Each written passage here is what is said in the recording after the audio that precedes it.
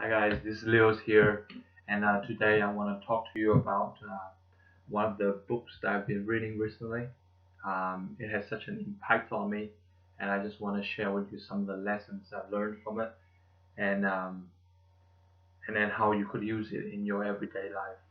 So the name of the book is The 50th Law by Robert Greene and co-written with 50 Cent.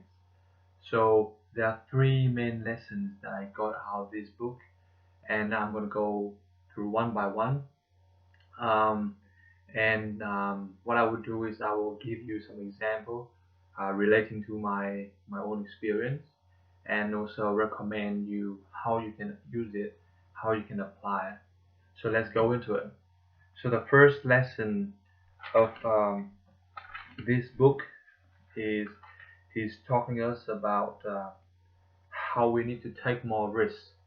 So Robert Greene encouraged us to take more risks. So what is risk?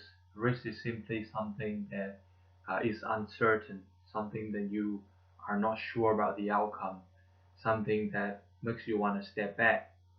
So according to Robert Greene, he said that it is completely natural that people are withdrawn from difficulties, or people are refraining from the obstacles. And he said that, however, you need to um, face it head on, and you need to um, embrace it.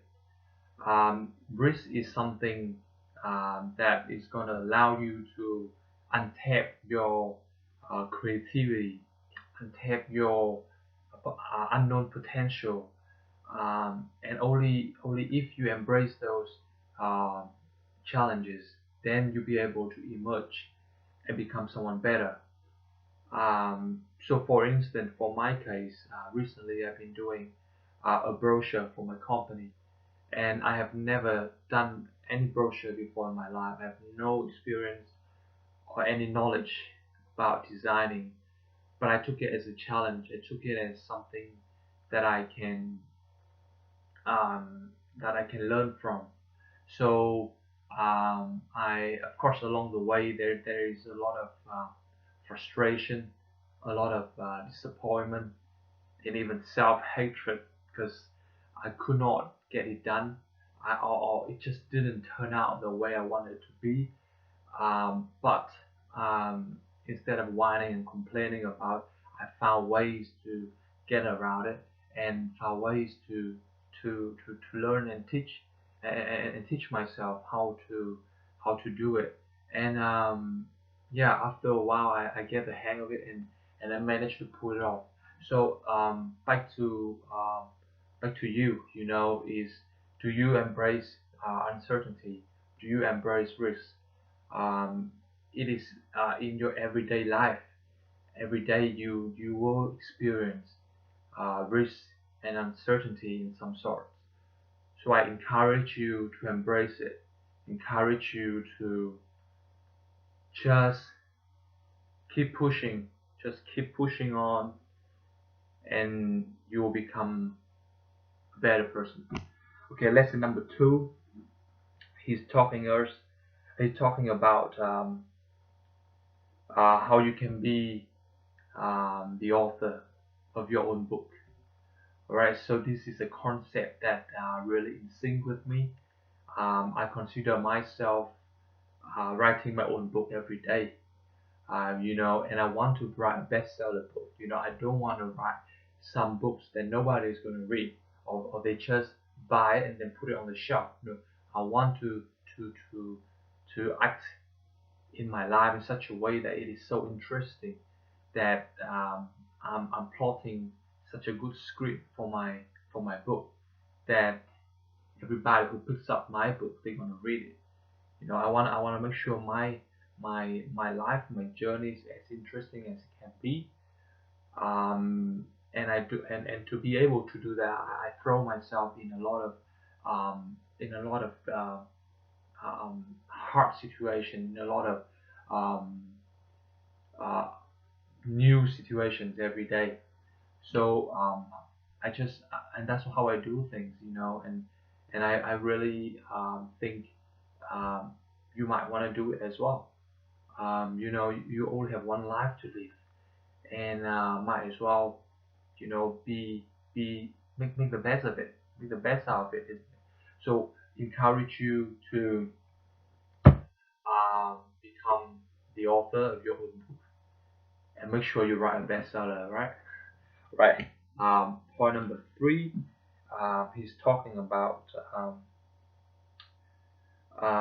you should never be fearful of death.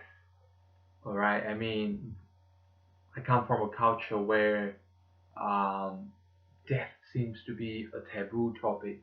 It is something that people don't want to talk about because it is it's just it's just prohibited. It's just something that is insensitive, and it is a sacred thing, and you don't want to touch on that topic.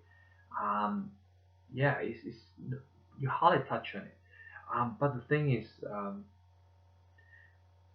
we need to embrace death. Death is um, inevitable. We all know it. And by embracing death, we actually be able to live our life more fulfilling. We be able to do things that we don't want to regret. That we hadn't done it when we were about to go to another world. Is exactly embracing death, embracing mortality. That helps me to do things that I never thought I would do, because I really don't want to regret that I didn't do it. For instance, um, even making videos like this, you know, to throw myself out for the world to see, and to who knows, some of you might like it, some of you might not like it, but the thing is, it doesn't matter to me. What I want to do here is to add values to you and to share my thoughts.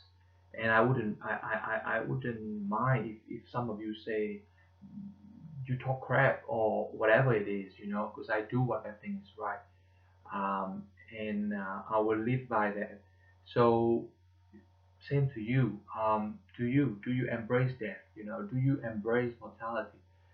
Do you just stress out over petty stuff, over trivial stuff?